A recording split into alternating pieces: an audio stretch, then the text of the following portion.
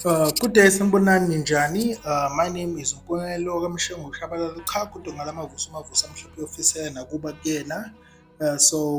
On today's video we're going to be speaking about how much does an ESL teacher really save per month when working in China.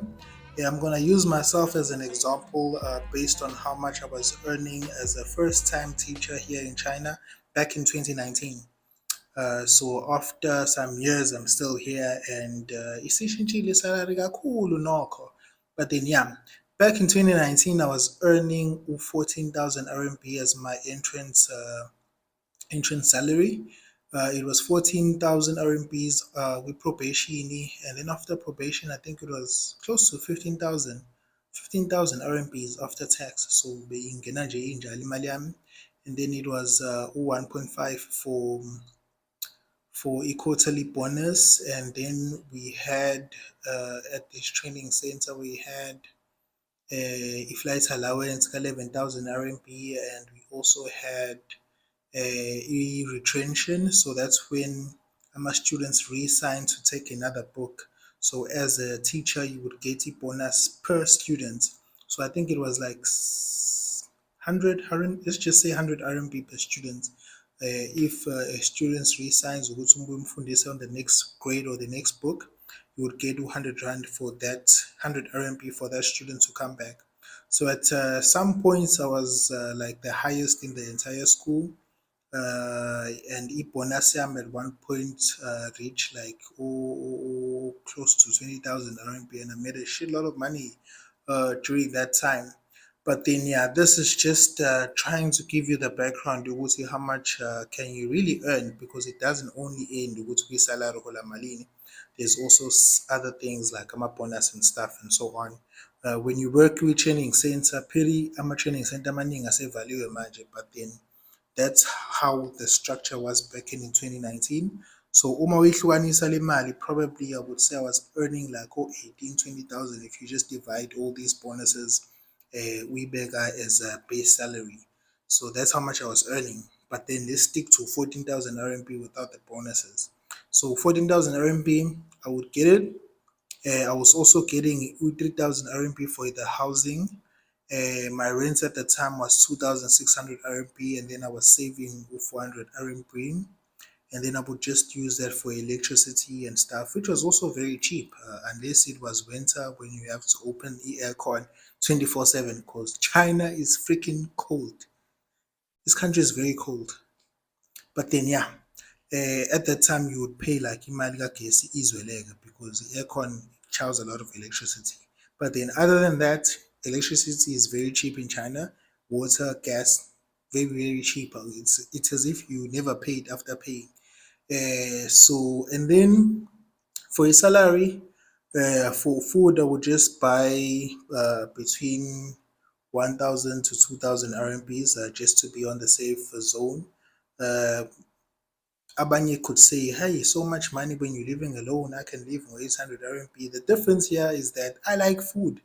I like buying international food, so most of my food is mostly imported from international countries or Britain, Australia. I like buying from these uh, WeChat stores that filled with international branded foods and so on. So that's why my food or my groceries is a bit expensive for umuntu ohlala yedwa. So yeah.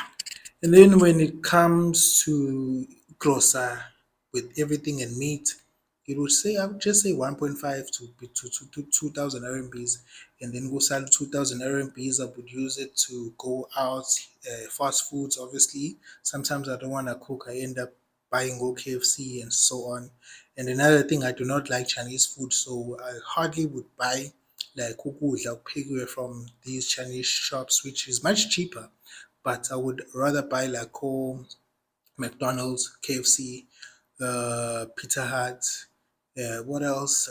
Some Indian restaurants. Curry goes to this German restaurant that was back in Yujiang.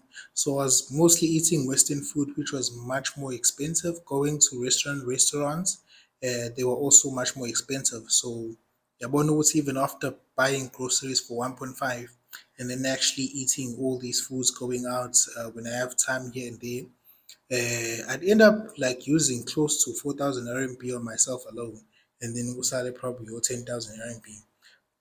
But how much I was saving at the time, I just told myself, Wuti, 8,000 RMB mangene salary. I'm changing it into rands. 8,000 RMBs is 20,000 rands. If I am using probably a monthly rand back at that time, I would just say it was 20,000 rands. I would exchange it every month. So 20,000 times 12 months, you'll do the calculations and see how much it is. And another thing, in the first year, I had like a debt. I had finished my master's, so I was owing UKZN like 70,000 for my master's degree. So I had to pay for that. And that was the only debts I had. Yeah, that was the only debts I had. So I paid low 70,000 RMB probably after like 4 months. And then I started saving after that, saving and saving and save. And also on the side, I was also selling some iPhones, selling some sneakers, because people back in South Africa were like, yo, dude, we heard cell phones are very cheap in China. Can you kind of like ship us some phones? Then I saw a business opportunity. Then I would ship phones, and then I would make a few cents here and there. But then on average, if you're gonna be getting 14,000, 15,000 RMB, you can save between 8,000 up to 12,000 RMBs, depending on how lavish or non-lavish you live as husband. But then that's how much you can save here in China. Um, some are getting 20,000 RMB, 24,000. Some are even getting 25, 27,000 RMBs. And you can just imagine Lomoto can save with 20,000 RMBs per month. How much is that when you exchange it to a rand? That's close to like 50,000 rands, 55, 50 something thousand rands. So it's quite different based on the salary Moto. But then just to give you like a first time teacher working in China, probably they're gonna get a contract to 15,000 if bekwazi yabo ukunegotiate, because some bayarojha umuntu uzonikwa 10,000, 7,000 RMBs. But I always say try by all means ukuthi at least it's 13,000 going up, nothing below that, so you can save something. Kuzwakala ukuthi okay, I'm overseas, I'm not working for Department of Education back at home making nothing yabo. So that's how much I was saving per month at the time, and also the bonuses and so on. So yeah, someone had asked for this video, would say how much does ESL teachers really save per month in South Africa. So this is just some of the insights. You would see how much I was earning and how much I told Wootings will save up. And yeah, that's why you're seeing my ESL teachers buying cars when they get back at home. They buy a property, some are building, because they're making a lot of money. It's not that bad. It's a lot of money. So yeah, please do remember to like, subscribe. We are hitting close to 1,000K subscribers. So kungakuhle ukuthi nje niqhafaze usubscribe and niqhafaze lapho like, niqhafaze futhi i-notification bell, so that every time I upload a video, iyakhala lapho nakuwena. Thank you.